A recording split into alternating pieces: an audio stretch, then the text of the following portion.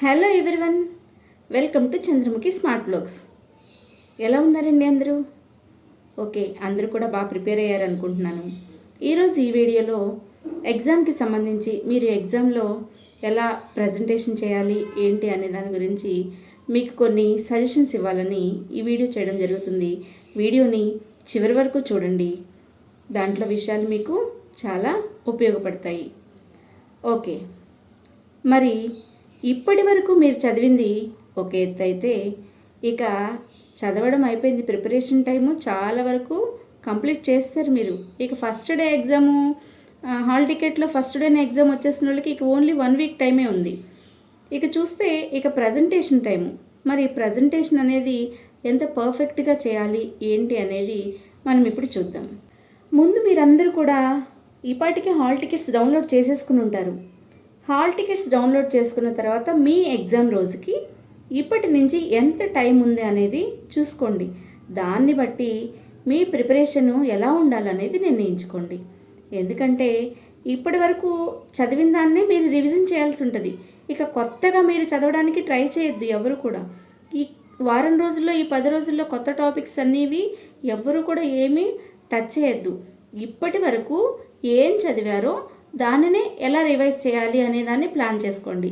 ఇప్పటి వరకు ఎంత టైం చదివినా, 10 అవర్స్ చదివినా, 8 అవర్స్ చదివినా, ఎలా కంప్లీట్ చేసినా నో ప్రాబ్లం. కానీ కనీసం ఈ కొద్ది రోజులైనా మీకున్నటువంటి టైంని ప్రతి ఒక్కళ్ళు కూడా ఒక 12 to 14 అవర్స్ స్టడీస్ మీద ఉండేలాగా ప్లాన్ చేసుకోండి. వీలైతే పిల్లలతో వాళ్ళతో ఉన్నవాళ్ళు ఎవరినైనా కొంచెం పిలుచుకొని ఈ 10 రోజులైనా లేదు ఈ వారం రోజులైనా, మీ ఎగ్జామ్ డేట్ని బట్టి చెప్తున్నాను అనమాట, వాళ్ళ హెల్ప్ తీసుకుంటే కొంత మీకు రివిజన్ ఈజీ అవుతుంది. అలా కాదు మేడం, నాకు 70% అయింది, 80% అయింది అని చెప్పేసి అని ఎవరు కూడా బాధపడొద్దు. 70% అయినా 80% అయినా దానినే మీరు రివైజ్ చేసుకోండి. ఇప్పుడు కొత్తగా మీరు టాపిక్స్ తీసుకుంటే ఏమవుతుందంటే మీకు అది కూడా పూర్తిగా అవ్వదు, అలాగే ఈ రివిజన్ కూడా అవ్వదు. ఆ రెండిటికి కన్ఫ్యూజ్ అయిపోయి ఉన్నటువంటి కంటెంట్ కూడా మీరు దాన్ని సరిగ్గా ప్రజెంటేషన్ చేయలేకపోతారు. కాబట్టి ఎవరు కూడా కొత్త టాపిక్స్ ఏమీ కూడా ప్రిపేర్ అవ్వడానికి చూడొద్దు. ఇప్పటి వరకు మనం రివైజ్ చేసుకునేటప్పుడు చేసాం కదా, మనం ప్రిపేర్ అవుతున్నప్పుడు చేసాం కదా, ప్రతి ఒక్క దానికి రన్నింగ్ నోట్స్ ప్రిపేర్ చేసుకున్నాం. ఆ రన్నింగ్ నోట్స్ని దగ్గర పెట్టుకోండి. చక్కగా మీకున్నటువంటి సబ్జెక్ట్స్ అన్నీ ఎంచుకోండి. సైకాలజీ, మెథడాలజీ, కంటెంట్, అట్లా రోజులో కొంత సమయం వాటికి తీసుకోండి. సైకాలజీకి 2 to 3 అవర్స్ అని, మ్యాథమెటిక్స్, ఇంగ్లీషు అట్లా తీసుకొని మీరు చదివినటువంటి ఆ రివైజ్ టాపిక్స్ ఏవైతే, రివిజన్ చేయాలనుకున్న టాపిక్స్ ఏవైతే ఉంటున్నారో వాటికి సంబంధించినటువంటి, అప్పుడే చెప్పుకున్నాం మనం రన్నింగ్ నోట్స్ రాసుకుంటే చాలా ఉపయోగపడుతుందని. ఆ రన్నింగ్ నోట్స్ తీసుకొని చక్కగా ఈజీ అవుతుందన్నమాట రివైజ్ చేయడానికి. టాపిక్ వైజ్గా తీసుకొని దాంట్లో సపోజ్ ఫర్ ఎగ్జాంపుల్ తెలుగు ఉందనుకోండి, తెలుగులో మీరు రాసుకుంటారు కవులు, కవి పరిచయాలు, అలాగే పాఠాలకు సంబంధించి అటువంటి ఆ స్టోరీ ఏమవుతుంది, ఇతివృత్తం ఏంటి, ఇలాంటివన్నీ ఉన్నాయి కదా, అవన్నీ కూడా ఒకసారిగా మీరు రివైజ్ చేయడానికి ఈజీ అవుతుంది. అందుకే స్టార్టింగ్లో మనం అదే చెప్పుకున్నాం. అలాగే సైకాలజీ ఉందనుకోండి, సైకాలజీకి సంబంధించినటువంటి ఆ నిర్వచనాలు ఎవరు ఇచ్చారు ఏంటి, అలాగే కొన్ని ఇంపార్టెంట్ టాపిక్స్ అన్నీ మీరు ఫైల్ చేసుకుని పెట్టుకుంటారు కదా, అట్లాంటివన్నీ కూడా ఒక దగ్గర పెట్టుకొని చదువుతూ ఉంటే రివిజన్కి ఈజీ అవుతుంది. మళ్ళీ టెక్స్ట్ బుక్ అంతా చదవడానికి ట్రై చేయొద్దు. దానివల్ల ఏమవుతుందంటే అక్కడ మీకు టైము సరిపోదు. అందుకే మనం చదివేటప్పుడే బిట్స్ అండర్లైన్ చేసుకోవడం, అలాగే రన్నింగ్ నోట్స్లో రాసుకోవడం చేస్తాం కదా, అట్లాంటివి తీసుకుంటా కీ పాయింట్స్ని బట్టి మీరు చదవడం ఈజీ అవుతుంది. ఖచ్చితంగా ఆ మెథడ్ని అందరూ ఫాలో అవడం వల్ల మీకు రివిజన్ ఇన్ టైంలో కంప్లీట్ అయిపోతుంది.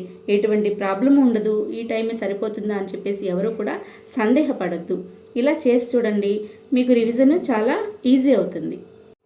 మరి అలాగే మనం మొదటి నుంచి చెప్పుకుంటున్నాం ఏంటి, ప్రాక్టీస్ పేపర్స్ ఖచ్చితంగా చేయాలని.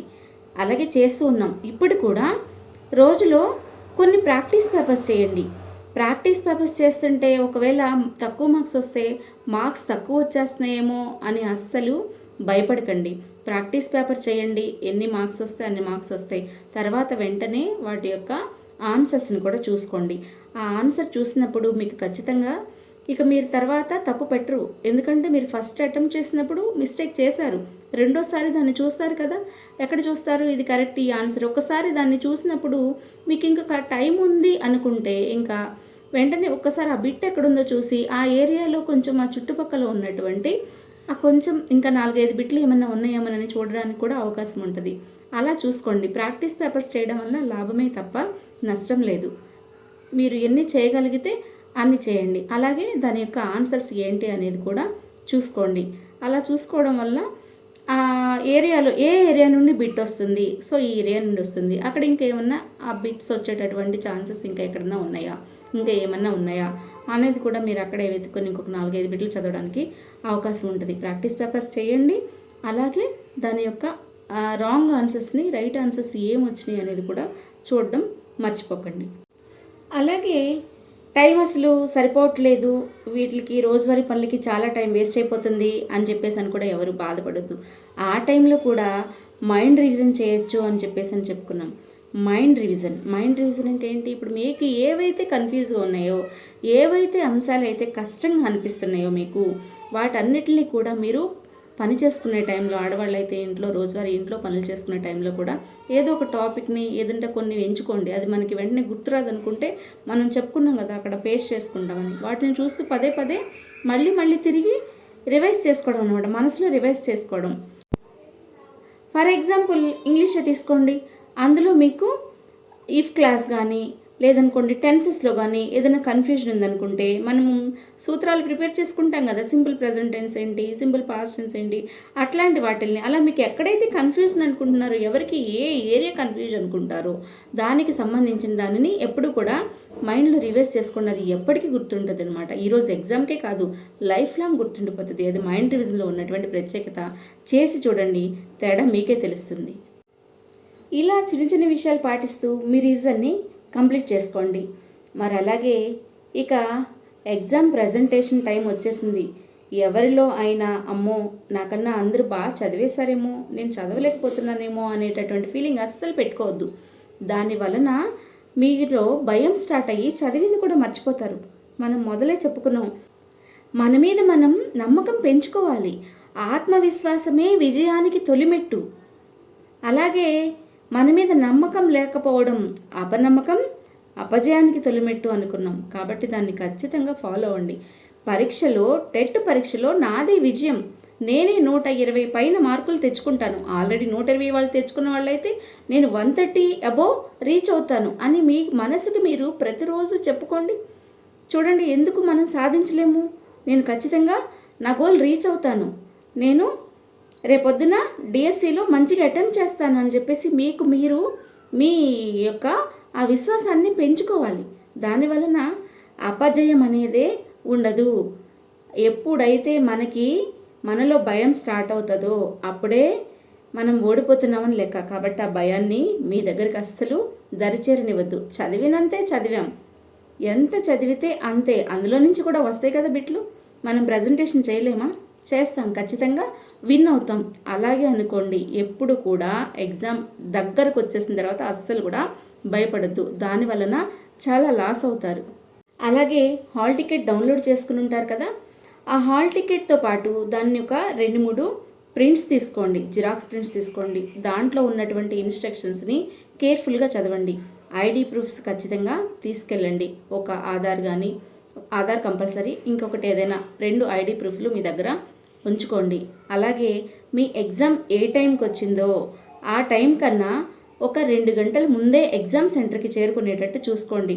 హరీబరీగా లాస్ట్ మినిట్లో చేరుకుంటే ఆ రిఫ్లెక్షన్ అంతా కూడా ఎగ్జామ్ మీద పడుతుంది. కాబట్టి అందరూ కూడా ఎక్కడ ఎగ్జామ్ వచ్చింది దాన్ని బట్టి మీరు ముందే అంచనా వేసుకొని, మరీ ఎర్లీ మార్నింగ్ వచ్చేస్తే ముందు రోజే ఒకవేళ రిలేటివ్స్ ఎవరైనా ఉంటే అక్కడికి చేరుకునే విధంగా చూసుకోండి. ఆఫ్టర్నూన్ ఉన్న వాళ్ళు కూడా మార్నింగ్ చక్కగా బయలుదేరి ఫ్రీగా ఒక 2 hours ముందే ఆ వాతావరణానికి అలవాటు పడాలి కదా మీరు, అందుకని కొంచెం ముందుగానే వెళ్ళండి. టెన్షన్ తగ్గించుకోండి. అలాగే మీరు ఇప్పటివరకు ప్రాక్టీస్ పేపర్స్ మామూలుగా చేశారు కదా, మీకు స్కిల్ ఎన్హాన్స్ అవ్వడం కోసం సిస్టమ్ మీద కూడా కొన్ని ప్రాక్టీస్ పేపర్స్ ఖచ్చితంగా చేయండి.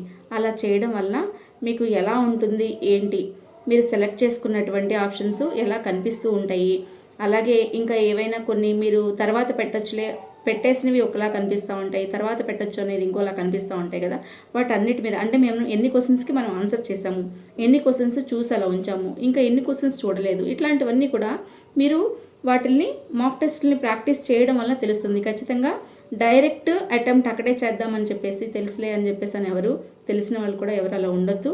కొన్ని టెస్ట్లన్నా అలా ప్రాక్టీస్ చేయండి, ఓకేనా.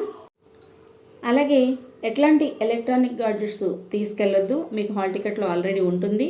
ఇకపోతే ఎగ్జామ్ హాల్లోకి వెళ్ళిన తర్వాత మీ సిస్టము పర్ఫెక్ట్గా ఉందో లేదో వాళ్ళు అన్నీ చెక్ చేస్తే పెడతారు. బై మిస్టేక్ ఎక్కడైనా ఏదైనా ఉన్నా అంత కరెక్ట్గా ఉందో లేదో ముందే చెక్ చేసుకోండి.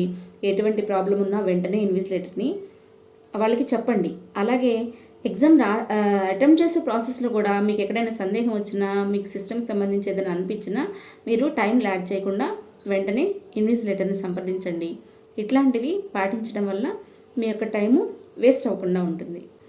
మరి ఇక స్టార్టింగ్ 3rd నుంచి ఎగ్జామ్స్ జరుగుతూ ఉంటాయి కదా, మరి మీ ఎగ్జామ్ డేట్కి ముందు మీ ఫ్రెండ్స్ రాస్తూ ఉంటారు కదా, ఆ రాసిన వాళ్ళని ఒకసారి వాళ్ళని అడగండి, పేపర్ ఎలా ఉంది, ఏ ఏరియా నుండి ఎలా వస్తున్నాయి బిట్స్ అని చెప్పేసి. అదేమవుతుందంటే మీకు కొంత హెల్ప్ అవుతుంది.